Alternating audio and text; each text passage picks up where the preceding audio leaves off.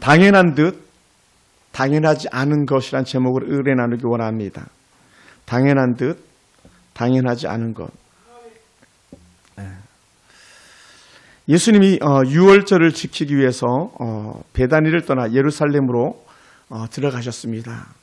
근데 예수님께서 계속 그 유월절을 지켜 들어갔다가 예루살렘에 계신 게 아니라 잠깐 나오기도 하셨어요. 그 나오시는 장면이 오늘 이 본문입니다. 그 베단에서 예루살렘 가는 중에 배가 고팠어요. 그 거리가 꽤 되거든요.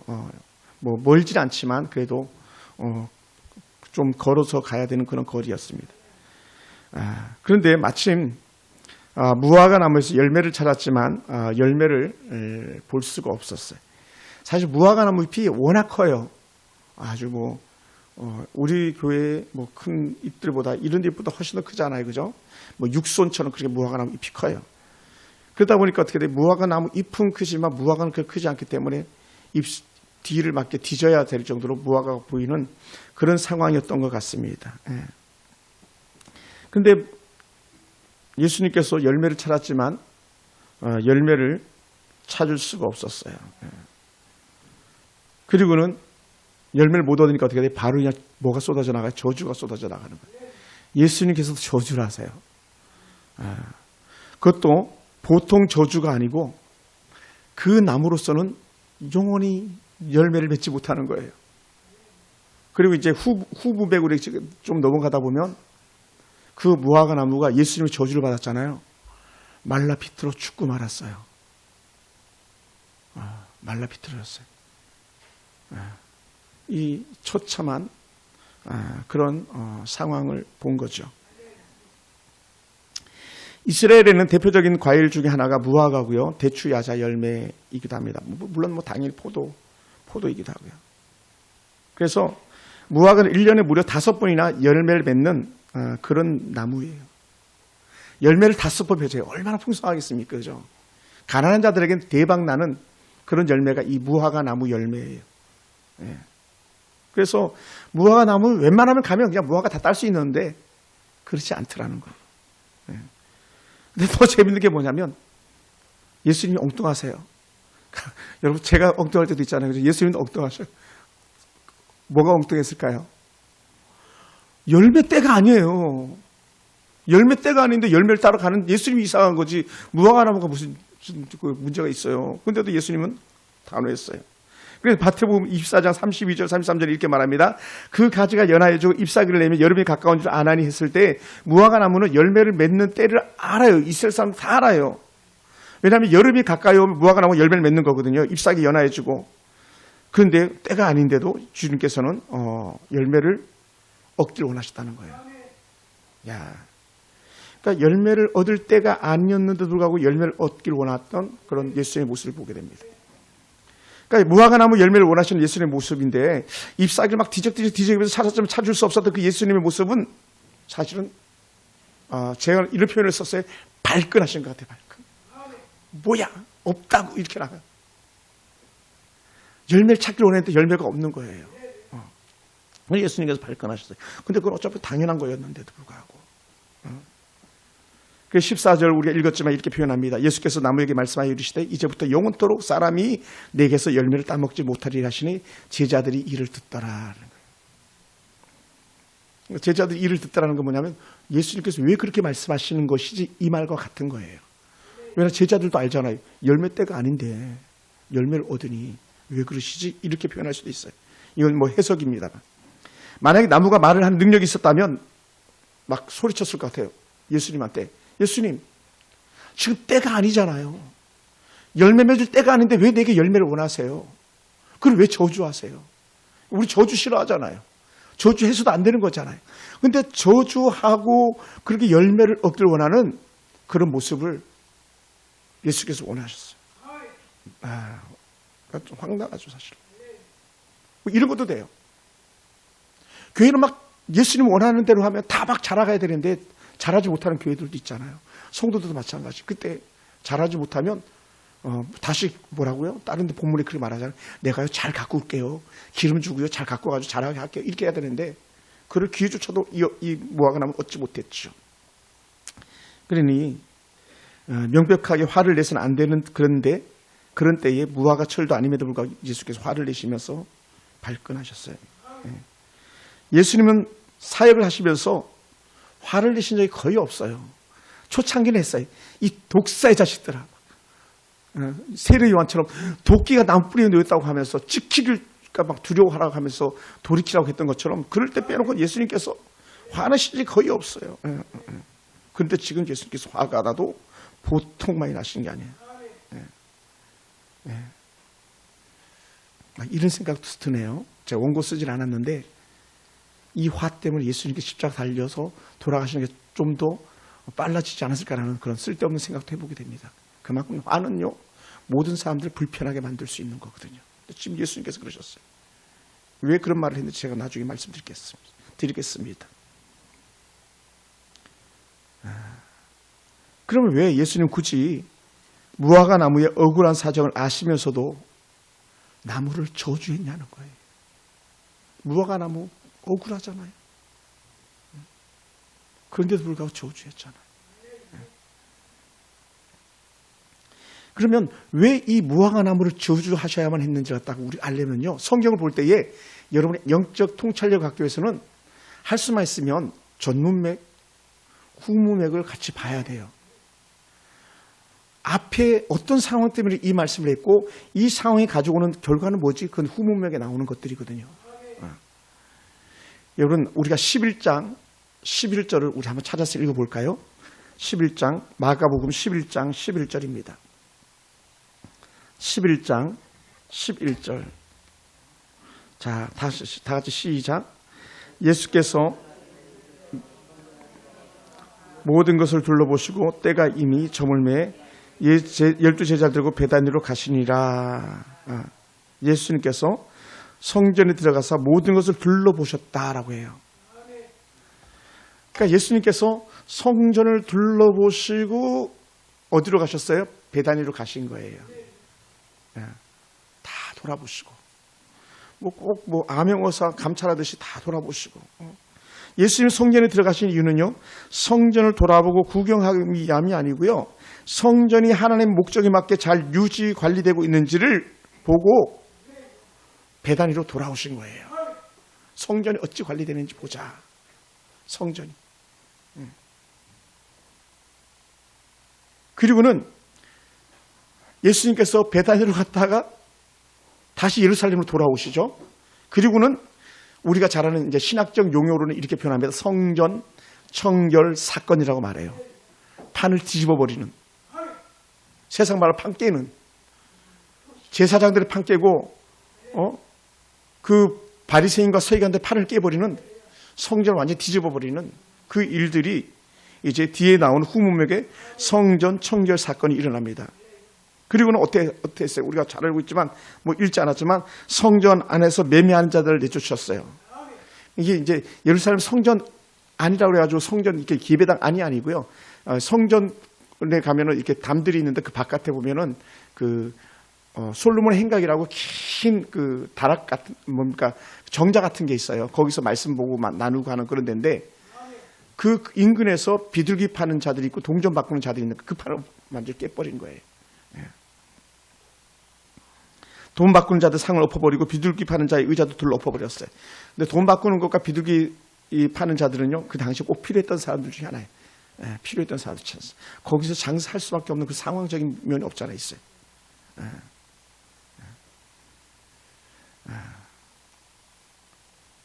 성전은 아무 물건을 가지고 성전으로 지나다니는 것을 허락지 않는 그런 곳이기도 하고요. 성전은 분명히 성전에 존재하는 목적을 다 드러내야 되는데 그걸 드러내지 못한 그런 모습들이 있어요. 그래서 예수님께서 콕 집어서 말씀하세요. 성전의 기능을 감당하는 것.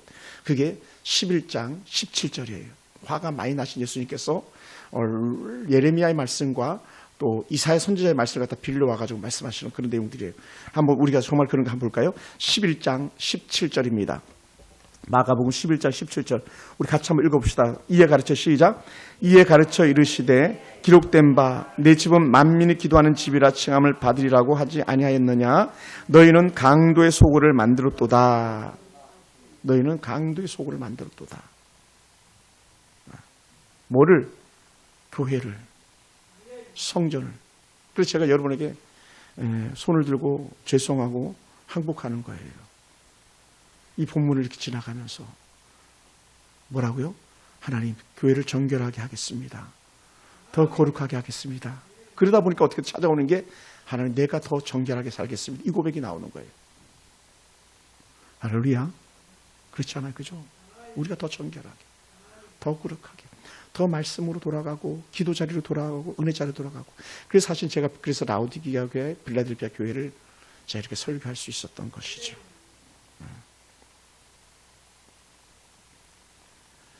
교회의 기능은요, 기도하는 집이다. 다른 말로 하면 하나님과 영적 교제가 이루어지는 통로지 세상의 그 놀이터가 아니라는 거예요. 세상 놀이터가 아니다. 교회는 친목계 하는 데가 아니다. 친목 모임을 모인 데가 아니다. 친목을 하려면요, 친구들 동창들 찾아가야죠. 이웃 친구들 찾아가야죠. 예수 안 믿는 친구들 만나가지고 부어라 마셔라 이렇게 해야죠. 근데 교회는 그게 아니라 하나님 앞에 예배하는 곳, 하나님과 기도하는 곳, 하나님과 영적인 끈끈한 걸 이어주는 곳이다. 이렇게 말씀하고 있는 거예요. 더욱더 극단적으로 말하는데 여러분, 당시에 예수님 주변에 항상 사람들이 몰려다녔잖아요. 몰려다녔어요. 다. 수많은 사람들 운집했어요. 더군다나 6월절이라면 웬만한 6월절은 남정네들이 다 올라오는 그런 때거든요. 그래 얼마나 많은 사람들이 있었겠습니까? 그런데 그런 사람들 앞에서 상을 엎으면서 강도의 소굴을 만들었다 이렇게 외쳤을 때 이건요 보통 어마어마한 그런 충격적인 메시지가 아니거든요. 작상꾼들도 돈 바꾸는 자들도 그러다 보니까 할 말이 있는 거예요. 왜 할 말이 있냐? 아까 무화과 나무가 할 말이 있다 그러시듯이 예수님 시대의 성전에 1년에 한 번씩 반세겔 성전세를 모든 남정네들은 내야 돼요. 어린아이들과 여자들과 노인들을 빼놓고 다 내는 겁니다. 반세겔을 내야 돼요. 근데 반세겔 내는데 그게 뭐냐면 성전화표로 내야 돼요. 성전화표로. 그러니까 성전에서만 통용되는 돈이 있어요. 여러분 한국 돈 가지고 미국에서 쓰려면 안 되잖아요. 못 쓰잖아요. 그럼 어떻게 달러로 바꾸잖아요. 중국 가면 우리가 위안화로 바꿔야 되잖아요. 물론 뭐 어떤 데는 한화가 통용이 돼가지고 쓸 수도 있습니다만 원래 그런 게 아니잖아요. 중국에는 중국 돈이, 그다음에 미국에는 미국 돈이, 성전에는 성전 돈이 이렇게 필요한 거예요. 성전. 그러다 보니까 그걸 바꿔주는 역할을 하는 사람들이 있는데 그게 돈 바꾸는 자들이었다는 거예요. 환전. 그래서 이 돈 바꾸는 사람들은요 성전에서 반세기를 바꿔주는데 24분의 1에 대한 이득을 취하는 거예요. 24분의 1. 그러면 환전 수수를 챙기기 위해서 어떻게 돼요? 아마 돈 바꾸는 사람 한 사람이 있는 게 아니라 많이 이렇게 있었겠죠. 막 다 여기 우리 동네도 다 환전소잖아요. 그런 것처럼. 그러니 뭐 아주 난리법석인 거죠. 여러분 대형 교회 가면요 그 장날 있잖아요. 뭐 알뜰 시장 하는 날 있잖아요. 교회 대형 교회들 가면 뭐 아주 도떼기 시장이 그런 도떼기 시장이 없는 거예요. 아마 이 상황이 그런 상황과 같은 비슷한 그런 모습이었던 거죠. 정신없는. 이런 면에 대해서요 이사야 선지자도 이미 한번 남유다가 망하기 전에 경고의 메시지로 들려줬던 그런 메시지가 있어요. 그리고 예레미야 선지자도 남유다가 망하기 전에 이런 메시지를 던져주었었어요. 포로로 끌려가기 전에, 환란이 오기 전에 했던 메시지. 그게 이사야 56장 7절을 가지고 예수님께서 말씀하시는 거고 예레미야 7장 11절을 가지고 예수께서 말씀하시는 거예요. 제가 한번 읽어볼게요. 이사야 56장 7절입니다. 우리가 아주 익숙한 본문이거든요. 내가 그를 나의 성산으로 인도하여 기도하는 내 집에서 그들을 기쁘게 할 것이며 그들의 번제와 희생은 나의 단에서 기꺼이 받게 되리니 이는 내 집은 만민의 기도하는 집이라 일컬음이 될 것임이라. 할렐루야. 여러분 예수님은요 성경 박사예요. 또 성경의 저자는 예수님이기도 하시고요. 영으로 쓰여진 책이니까. 이사야 56장 7절 말씀을 갖다가 보는데 그 만민이 기도하는 집이 뭘로 바뀌었다? 강도의 구렬로 바뀌었다. 또 예레미야 7장 11절에 이렇게 말합니다. 내 이름으로 일컬음을 받는 이 집이 어디요? 성전이에요. 너희 눈에는 도적의 구렬로 보이느냐? 보라 나 곧 내가 그것을 보았노라 여호와의 말이니라. 이미 예수님 시대 때만이 아니고 이미 그 예레미야 선지자 때도 마찬가지로 이미 도적의 구절처럼 교회가 그렇게 엉망이 됐다는 거예요. 여호와 긴 시드기야 때 김씨 이렇게 제가 외웁니다만. 그러니까 이미 남유다가 멸망할 지경에 있었을 때에 여호와의 성전이 제일 먼저 해파됐고요. 성도들 마음이 먼저 제일 먼저 나누신 거예요. 세상으로 나누신 거예요. 세상으로. 술 취하고 방탕하고 부어라 마셔라. 그게 놀아나는 그런 모습이 바로 이 예루살렘 성전 주변에서 일어났던 일들인데 이미 예레미야 때도 그랬고요. 그 결과는 뭡니까? 완전히 망하는 거예요. 따라해 봅시다. 성전을 귀히 여겨라. 교회를 귀히 여겨라. 교회를 귀히 여겨야 됩니다. 교회는요, 여러분이 뭐라 그러든지 않든지 간에 예수님의 몸이에요, 몸. 예수님의 몸 된 교회를 갖다가 우리는 함부로 할 수가 없는 거예요. 더더군다나 또 우리 교회만이 아니라 여러분 심정 한 사람 한 사람 다 주의 성전이라 그랬잖아요. 그러니까 더럽힐 수가 없는 거예요. 그러니까 제가 자주 말씀하잖아요. 우리를 정결하게 보존해야 된다 그런 거잖아요. 거룩하게. 성전의 존재 목적은요. 그래서 하나님을 찬양하고 기도하는 곳이다. 할렐루야. 할렐루야. 또 그것은 유대인들만이 아니라 모든 이방 민족들도 주의 성전에 나와서 찬양하고 기도하고 영광 돌릴 수 있겠어요. 그러려면 뭘 해냐면 그냥 할례를 하면 돼. 할례. 오늘 우리로 말하면 세례 받으면 되는 거예요. 나 예수 믿어. 이런 사람들은 다 주의 성전에 나오는 거예요. 그 어떤 교회든지 다 마찬가지로. 여러분 한번 속된 얘기 한번 해볼까요? 제가 너무 속상했어요. 서울에 가면 어느 교회가 있어요? 우리나라에서 제일 비싸게 건축한 교회예요. 약 6천억을 들여서 건축한 교회. 그런데 중요한 게 뭔지 아세요? 제가 주차를 거기다 할 수가 없어요. 6,500을 들인 교회에 한 작은 교회 담임 목사가 주차를 못한 그런 교회라면요. 하늘 보시기 얼마나 실망스러우시겠어요. 교회를 보고 싶어도요.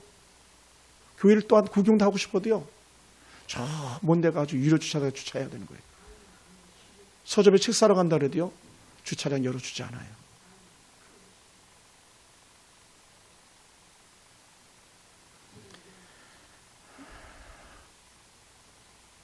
수가 많다고요?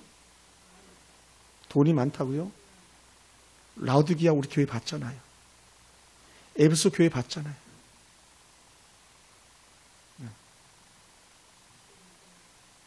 우리 그렇게 살아서는 안 돼요. 주의 교회는요, 거룩하게 보존돼야 되고, 여러 심령도 거룩하게 보존돼야 돼요. 그래서 우리가 다시 말씀으로 돌아가자고 그렇게 했던 거예요. 한국 교회가 얼마나 미쳤는지 아세요? 전 세계에서 제일 큰 예수상을 만들겠다고 천안 땅인가 지금 센터를 짓고 있어요.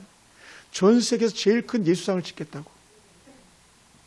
한국 교회는 지금 미래 자립교회는 뭐 막 몇만 교회는 지금 사활을 걸고 있는데 교회에 없는 예수상이 무슨 의미가 있습니까? 그리스도인이 없는 예수상이 무슨 의미가 있습니까? 여러분, 우리는 본질이 중요한 거예요. 교회가 갖고 있는 영적 기능, 말씀 안에서 기도하면서 주님을 위해서 나아가 사는 그런 하나님의 사람들 만들어지는 것이 교회인데 지금 예수님 볼 땐 그렇지 않았던 거예요. 왜 강도의 구례를 만들었다고 주님께서 그렇게 말씀하셨냐면 이스라엘 사람들 금방 알아들어요. 우리는 잘 이해가 안 되는 막 그렇다고 막 칼부림하고 그런 데를 갖다 말씀하는 게 아니고 유대인들은요. 당시 로마 압제에 있었기 때문에 이미 그들이 나라를 잃어버린 주전 580년 이후로 계속 독립하기를 원했어요. 그러다 보니까 열심당들이 일어나기 시작하는 거예요. 어떤 우리말로 하면 독립군들이 일어나기 시작하는 거예요. 그런 독립군들이 일어나가지고 로마에 대항해서 반란을 일으켜요. 막 권총 싸대듯이 막 가서 그리고 샥 사라지듯이 각시탈 쓰고 나타났다가 막 사라지듯이 그 당시도 그런 거예요. 쉽게 얘기하면. 그런데 로마 대항해서 반란하고 하던 사람들 치고 빠지기 작전을 쓰는 거예요. 그러다 보니까 자연스럽게 그들의 근거지는 요새가 되는 거죠. 요새가. 접근하기 어려운. 근데 그 요새가 어디 있냐면 주로 갈릴리 인근 지방에 많이 있고요. 그러니까 갈릴리 사람들이 독립투사들이 많아요. 여러분, 유다도 그 중에 한 사람이기도 했어요. 아르벨 골짜기라는 데가 있는데 거기에 반란군들이 은시차가 되는데 중요한 게 뭡니까? 이런 말이 그렇죠. 주전 586년도에 나라가 망했으면 주후까지 살려면 586년 이전까지 오기 때문에 587년이 돼야 예수님이 오시는 거죠. 쉽게 얘기하면. 그래 그동안에 얼마나 많은 시간을 갖다가 이들이 영적 싸움하고 육적 싸움을 했겠어요. 그러다 보니까 탈진 상태도 올만도 한 거죠. 그리고는 당시에 그때마다 지배한 나라의 빌부터 살아가면서 그렇게 압력했던 사람들이 있는 거죠. 그것을 이제 우리는 나중에 보면 돼요. 느헤미야서 이런 부분들이 다 그런 내용들이거든요. 느헤미야, 에스겔 뭐 이런 것들, 에스더서도 그렇고요. 너무 고통스러운 거예요. 그랬던 그들이 너무나도 이렇게 독립을 힘쓰는 시간이 오래되다 보니까 우리나 딱 잘라서 주전주하지 이들은 그런 게 없는 거거든요. 계속 그 싸움이 일어나는 거예요. 그런데 중요한 건 뭡니까? 독립군 군자금 대주는 것도 한도가 있지. 그렇잖아요. 그죠? 우리가 지금 도움을 받고 있지만 미래 자리 교회를 돕는 노회가 할 수 있는 것도 한도가 있지. 쉽게 얘기하면. 그렇잖아요. 그러니까 이 교회 성도 빼오고 저 교회 성도 빼오고 막 이 성도 데려가고 저 성도 데려가가지고 버티려고 그러고 또 한국 교회가 전도잔치 하면서 막 이름 내려고 그러고 몸을 치고 있고 막 그러다 다 무너지는 이 당시가 그런 거예요. 쉽게 얘기하면. 그러니까 이 강도라고 말하는 이 사람들은 독립군들이었는데 이 군자금을 받지 못하니까 어떻게 돼요? 먹고 살아야 되잖아요. 밤에 주로 활동했는데 그래서 밤에 주로 활동하면서 먹고 살려다 보니까 어떻게 돼요? 유대인들의 집에 들어가가지고 옷도 훔쳐나오고 음식도 훔쳐나오고 하다 보니까 그들 갖다 나중에는 밀가에서 일어난 소리가 뭐냐면 저놈들이 무슨 독립군이냐 강도들이지 이렇게까지 얘기를 하는 거예요. 그럼 왜 이 얘기를 하냐면 좀 더 쉽게 얘기합니다. 이 강도 짓을 한다고 말했던 이 독립군들은요 유대를 위해 산다고 생각했던 거예요. 다른 말로 하면은 성전에서 세계를 바꿔주고 또 비둘기를 팔고 양을 팔고 또 성전을 돌보는 제사장놈들도 그렇고 바리새인들도 서기관들도 다 하나님을 위한다고 하면서 뭐 하고 있냐면 강도질을 하고 있었다는 거예요. 과부의 가산을 삼키며 그 말씀을 예수님께서 지금 여기서 하고 계시는 거예요. 그 강도가 너희들이다 이렇게 얘기하는 거예요. 너희들이다. 그런 면에서 참 죄송스러워요. 왜냐? 죄도 지도자이기 때문에 미안합니다. 우리 목회자들이 먼저 돌이켜 회개하겠습니다. 그리고 교회를 다시 영적으로 재건해 가는 데에 우리가 일어서야 돼요. 더불어서 여러분들도 깨달아야 돼요. 하나님, 내가 영적 빈곤 가운데서 주님을 더 찾지 않았습니다. 주님을 찾겠습니다. 이 고백이 우리 가운데 있어야 될 줄 믿습니다. 할렐루야. 그 예수님께서 예루살렘 성전의 그 모습을 볼 때 그 본질이 사라져버리고 말았다는 것이죠. 예배와 기도는 도무지 찾아볼 수가 없었고 하나님과의 관계를 사라진 지 오래였었고 오직 이득을 바라는 이들만 있더라는 거죠. 자기 이득을 찾아서. 성전 보여주기 위한 건물일 뿐이었다. 제사장들과 사람들은 성전에서 보여주기 위한 외식적인 종교 행위들이 있었지만 그러나 성전을 이용하는 본질적 목적은 거기에 없었다라는 거예요. 그것을 15절, 16절에서 말해주고 있어요. 한번 볼까요? 15절, 16절. 마가복음 11장 15절, 16절 같이 한번 읽어봅시다. 그들이 시작. 그들이 예루살렘 성에 들어가니라. 예수께서 성전에 들어가사 성전 안에서 매매하는 자들을 내쫓으시며 돈 바꾸는 자들의 상과 비둘기 파는 자들의 의자를 둘러 엎으시며 아무나 물건을 가지고 성전으로 지나다님을 허락지 아니하시고 아무나 성전에 물건을 가지고 와. 그래서 사실은 우리 교회가 많은 어려움이 있었잖아요. 다단계 판매, 암웨이 판매 때문에 많이 어려움이 있었잖아요. 초기에. 쉽게 얘기하면 성전을 장사치들의 소굴로 만드는. 그래서 안 된다는 거죠. 저 사람 내 사람이야, 이 사람 내 사람이야 하면서 막 싸움박질도 일어나고. 그게 오늘 이 본문처럼 사는 그런 사람들의 모습을 말하는 거거든요. 그래서는 안 되는 거예요. 그러다 보니까 어떻게 돼요? 교회가 미래가 없어 보였던 거죠. 만민의 기도하는 집인데 왜 그렇게 했니? 이 일들로 말미암아서 하나님의 진노가 나타났고요. 하나님의 실망이 나타났어요. 그래서 제가 원고 그대로 그냥 읽어볼게요. 예루살렘 성전의 멸망이었습니다. 그 결과가. 오늘 주님께서 저주하신 이 결과가 무화과 나무가 말라 비틀어졌듯이 예루살렘 성전도 사라져버리고 만 거예요. 주 70년에 완전히. 예수님께서 돌 하나도 돌려 남지 않겠다 했잖아요. 돌 하나도 돌려 남지 않는 그곳에는 회교도 사원이 서 있을 뿐입니다. 그냥 관광지로 끝나버리고 말았어요. 저 예루살렘 성을 둘러있던 벽들만 남아가지고 그 벽도 다 남아있는 게 아니라 일부만 남아가지고 거기서 사람들이 용서해 주세요 통곡하면서 기도하기 시작하는 통곡의 벽만 남아있는 거죠. 당시 제사장이나 레위인들은요 다 실직한 거예요. 구약의 예루살렘 성전이 해파되고 났을 때 레인들이 갈 바 모르니까 어떻게 다 산에 가서 나무 패고 밭에 가서 밭 갈고 물고기 잡으러 가고 다 있겠던 거예요. 왜? 제사 드릴 일이 없으니까요. 성도들이 제사장을 섬기지 않고 여호와의 성전은 사라져버리고 하니까 할 일이 없었던 거죠. 그런 비극적인 일들이 있었던 거예요. 어쩌면 이 시대의 우리들의 연약한 모습들과 닮았는지를 다시 한번 돌아보게 됩니다. 말라버린 무화과 나무는 이들 앞에 나타나게 될 끔찍한 결과를 보여준 것처럼 그렇게 예루살렘 성전은 사라지고 말았습니다. 재밌는 건요, 현대판 유대인들이 이 사라진 성전을 제3성전이라고 해서 다시 세우기를 꿈꾸고 있다는 거예요. 우리는 이렇게 말할 수 있어야 될 것 같아요. 어리석은 짓이다. 왜요? 우리는요, 성전은 예수님으로 족합니다. 예수님. 우리 안에 오신 성령 하나님만 계시면 우리는요, 부족할 게 없어요. 할렐루야. 때로는 밭을 갈든 논을 매든 뭘 하든 우리 안에 계신 예수님 때문에 기뻐하고 즐거워할 수 있는 거예요. 그러면서도 이 은혜 공동체, 코이노니아라고 하는 이 공동체를요, 무너뜨려서는 안 되는 거예요. 사랑하는 성도 여러분, 우리 주변에도 여전히 잎만 무성한 나무 가지들이 얼마나 많이 있겠습니까? 웅장하고 화려한 교회당들이 셀 수가 없을 정도로 많이 있습니다. 어떤 교회는 수십만 명이나 모이는 그런 교회들도 있었습니다. 근데요, 그 교회도요, 주차장 부지를 팔았다 그러더라고요. 코로나 기간에 재정이 어려워서. 주차장 일부 팔았어요. 또 조금 있으면 이제 저 건물도 팔을 거예요. 우리나라에서 제일 큰 교회가. 화력에 치장된 그 교회 안에서 보시는 파이프 오르간의 파이프는요, 그냥 고철덩어리를 팔아버리는 그런 시대가 곧 임할 거예요. 누가 뭐라 그래? 우리가 돌이키지 않으면요.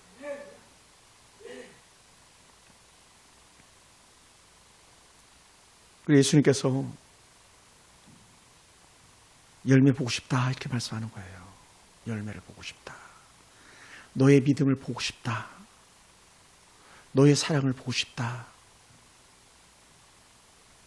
그러다 보니까 척도가 없는 거예요. 그래서 우리는 이렇게 말하는 거예요. 기도하고 계시죠? 성경 보고 계시죠? 예배 자리에 오셨죠? 이거 보는 거예요. 다 무너지고 있는데. 그래서 제가 저는 이제 나름대로 기준을 나름대로 적고 막 말씀 가운데 살려고 노력하는데, 제가 나름대로 강단 기도를 하려고 또 작정하고 있고요. 성경을 부활절 전까지 한 번 더 봐야 되겠다 막 해서 달려가고 있는 중이에요. 계속. 그 말씀을 보고 다시 깨달아야 되겠다. 다시 하나님 앞으로 돌아가야 되겠다. 청년의 그 뜨거웠던 신앙을 회복해야 되겠다. 그런 고백 가지고 나갑니다. 그리고 다른 것은 눈에 들어오지 않아요.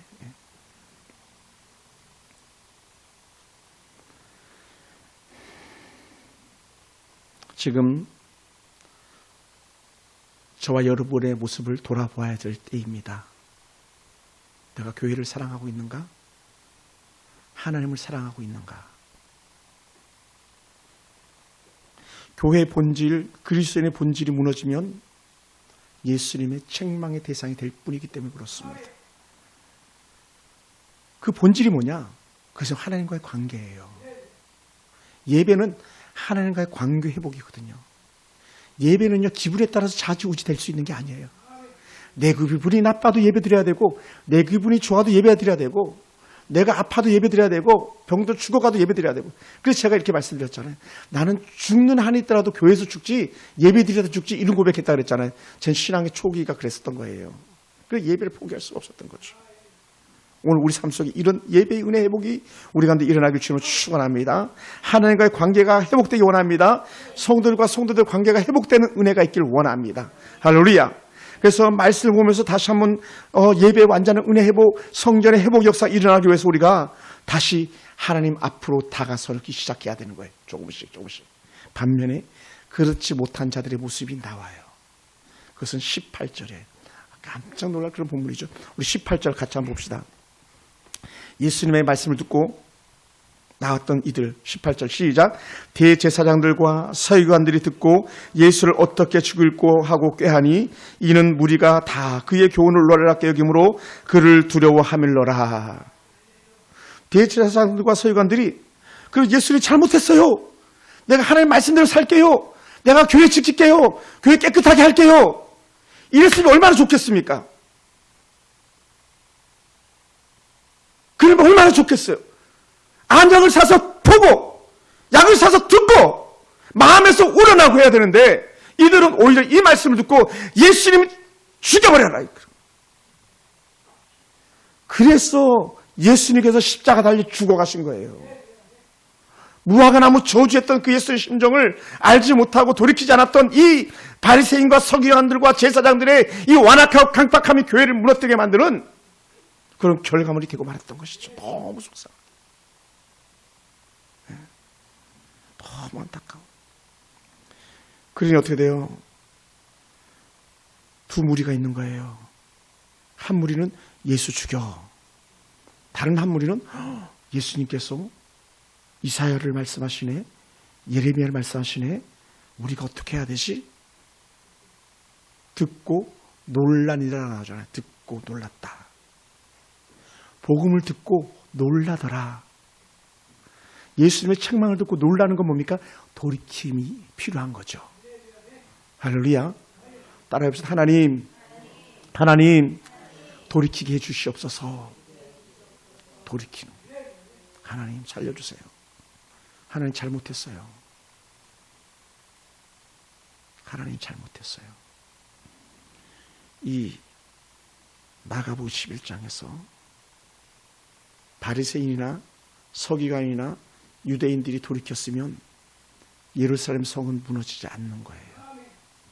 예루살렘 성벽은요 사라지지 않는 거예요. 예루살렘 성전은 무너질 이유가 없었던 거예요. 그런데 돌이키지 않았고 저놈 죽여라. 저놈 죽여라.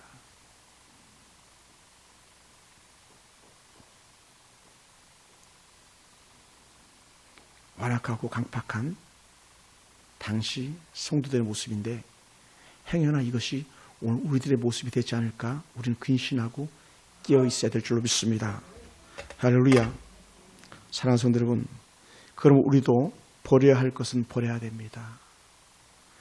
왜냐하면 우리 주님께서 열매를 찾고 계시기 때문에요. 때가 되든 때가 되지 않든 우리 주님이 원하시는 곳에 우리가 머물러야 되는 거예요. 할렐루야. 하나님 나라와 우리 교회들의 내일을 기대하시는 분이 계신데 바로 그분이 우리 하나님이시기 때문에 그렇습니다. 하나님은 교회에 대해서 기대가 있어요. 하나님은 성도들에 대해서 기대가 있습니다. 하나님은 우리가 잘 먹고 잘 사는 모습을 기대하는 게 아니라 너희가 나를 사랑하니 그 모습을 기대하고 있는 거예요. 그래서 제가 수요일 날 잡았던 게 그래서 요한 1서 잡은 거예요.